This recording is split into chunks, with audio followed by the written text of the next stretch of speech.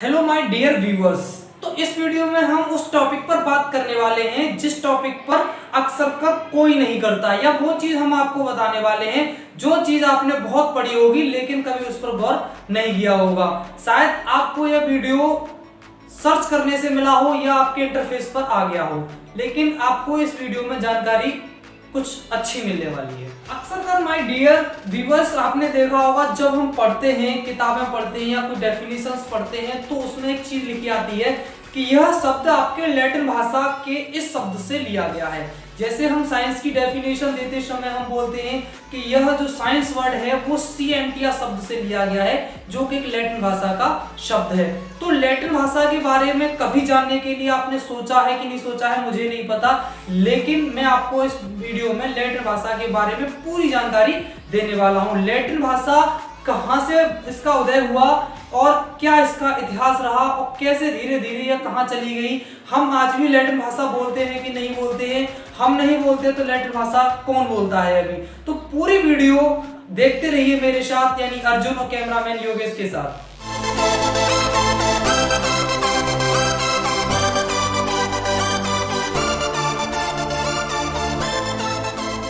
Latin भाषा के बारे में जानने के लिए हमें थोड़ा पीछे जाना होगा, थोड़ा क्यों बहुत पीछे जाना होगा। हमें छठवीं शताब्दी ईसा पूर्व जाना होगा। छठवीं शताब्दी ईसा पूर्व में इस भाषा का उदय होना स्टार्ट हुआ, यानी कि इसकी जो वर्णमाला थी बनाई गई 6वीं शताब्दी ईसा पूर्व।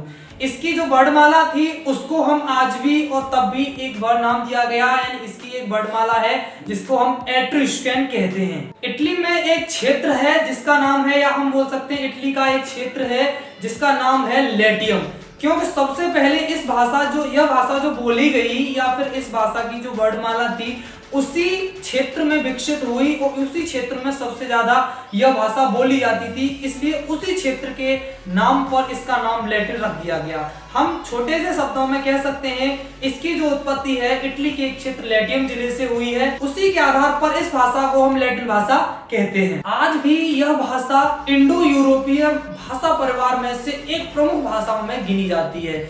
यह जिस समय भरपूर मात्रा में बोली जाती थी उस समय रोमन साम्राज्य था। हालांकि इस समय इसका कोई भी वक्ता नहीं है, या हम यूं कह सकते हैं आज यह भाषा पूरी तरह से नहीं बोली जाती है। कुछ ही शब्द हर एक लैंग्वेज में इसके यूज में लाए जाते हैं, क्योंकि आज इस भाषा का कोई भी प्रमुख वक्ता नहीं है, यानी कोई भी देश या क्षेत्र पूरी तरह से इस भाषा को नहीं बोलता है।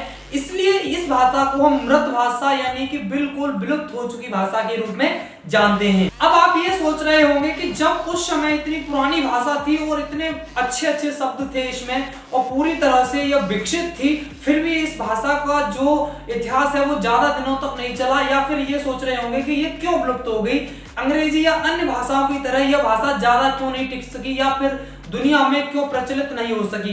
उसकी अपनी एक वजह थी। वजह ये थी कि इसका जो इतिहास था या जो यह भाषा बोली जाती थी वो रोमन साम्राज्य के दौरान केवल जो इसका उपयोग है, यानी इस भाषा का जो ज्यादातर उपयोग है वो रोमन कैथोलिक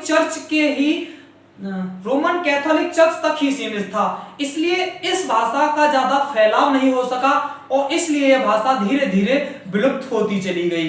आज भी हम बहुत सारे ऐसे शब्द हैं जो लैटिन भाषा के हैं और अपनी भाषाओं में इसका इस्तेमाल करते हैं, लेकिन यह भाषा आज पूरी तरह से विलुप्त हो चुकी है। आगे इस लैटिन भाषा के बारे में जानते हैं कि यह आज भी कहीं प्रयोग में लाई जाती है कि नहीं लाई जाती है, या फिर आज भी इसका कहीं थोड़ा बहुत विस्तार रूप है कि नहीं है। तो इस बारे में जानने के लिए मैं आपको बता दूं कि यह रोमन साम्राज्य की या प्राचीन रोमन साम्राज्य की एक राजभाषा थी, लेकिन आज ये पूरी तरह से एक मृत भाषा है। लेकिन एक जगह ऐसी भी है जहां पर यह भाषा आज ये एक मृत भाषा है, लेकिन फिर भी कैथोलिक चर्च की यह धर्म भाषा और वेटिकन सिटी की एक राजभाषा है। वेटिकन सिटी के बारे में आप सब लोग अच्छी तरह से जानते होंगे। लैटिन संस्कृत की तरह एक शास्त्रीय भाषा है और उससे यह बहुत ज्यादा मेल भी खाती है। विज्ञान में जो आवर्त सारणी है उसके भी जो शब्द हैं अधिकतर शब्द लैटिन भाषा में ही लिखे गए हैं। जैसे न्यूटन, गैलीलियम 15वीं शताब्दी के दौरान स्पेनिश, पुर्तगाली, फ्रेंच आदि रोमांस भाषाओं का जो उपयोग था बहुत कम हो गया और इस भाषा को अन्य भाषाओं में बदल दिया गया। आगे लैटिन भाषा के हम कुछ एग्जाम्पल्स जानते हैं, यानी कुछ ऐसे वर्ड्स जानते हैं जो लैटिन भाषा के हैं और हम लोग उनका अपनी भाषा में या इंग्लिश भाषा में यूज करते हैं। तो पहला सेंटेंस है आपका दैट इज। दैट इज एक ऐसा शब्द है जो हम अपनी इंग्लिश लैंग्वेज में यूज करते हैं, यानी किसी चीज का हम जिक्र करते हैं और उस चीज के बारे में फिर हम बताते हैं, तो उस चीज में हम दैट इज का यूज कर देते हैं। हम बोलते हैं दैट इज है लेकिन लिखते हैं आई डॉट ई डॉट। कभी आपने सोचा है कि हम दैट इज बोलते हैं, इसमें आई और ई कैसे आ गया?